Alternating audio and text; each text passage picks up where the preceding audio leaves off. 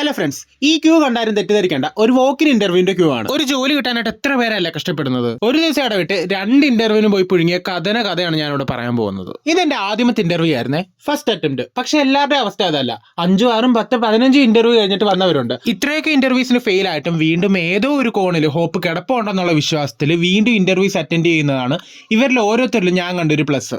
നമ്മുടെ അടുത്ത ഡെസ്റ്റിനേഷനാണ് ചേർത്തല. ഓ പിന്നെ അവന്റെ പറച്ചിലോട്ടത്തൊന്നും അവൻ ഗോവയ്ക്ക് ട്രിപ്പ് പോവാണെന്ന്. ഇന്റർവ്യൂവിനല്ലേ? അതെ, ഇന്റർവ്യൂവിനാണ്. സത്യം പറഞ്ഞാൽ ഈ ഇന്റർവ്യൂവിന്റെ ശരിക്കുള്ള അർത്ഥം എനിക്ക് മനസ്സിലായത് 2024 ബിടെക് പാസ് ഔട്ട് ആയതിനു ശേഷമായിരുന്നു. നേരത്തേക്ക് ഇന്റർവ്യൂ എന്റെ വിചാരം അങ്ങോട്ടും ഇങ്ങോട്ടും കുറച്ച് വായിട്ട് അലച്ച ജോലിയും കൊണ്ട് പോന്നാൽ മതി എന്നായിരുന്നു. ഇപ്പോഴാണ് അതിന്റെ അവസ്ഥ മനസ്സിലായത്. പിന്നെ എത്ര സങ്കടത്തിലാണെങ്കിലും ഫുഡ് മുഖ്യമല്ലേ, അതുകൊണ്ട് നമ്മൾ 2 ഊണും വെജിറ്റബിൾ ബിരിയാണിയും പറഞ്ഞു. ഊണ് അടിപൊളിയായിരുന്നു. വെജിറ്റബിൾ ബിരിയാണി പറഞ്ഞ് പെട്ടിരിക്കുന്ന അവസ്ഥയാണ് കാണുന്നത്. പിന്നെ അവിടെ നിന്ന് കാറ്റുണ്ടോടാ പറയടാ എന്നൊക്കെ പറയുമായിരുന്നു. 90s ആണെങ്കിലും ജെൻസികളുടെ എസ്തെറ്റിക് ഫീൽ ഇടാതെ കാത്തു സൂക്ഷിക്കുന്ന ഭാവനയാണ് എന്റെ ഹീറോ. അവസാനം മോഹിനിയാട്ടം പോലെ എന്താ കലാരൂപം കണ്ടിട്ട് നമ്മൾ വീട്ടിൽ പോയി. Okay bye.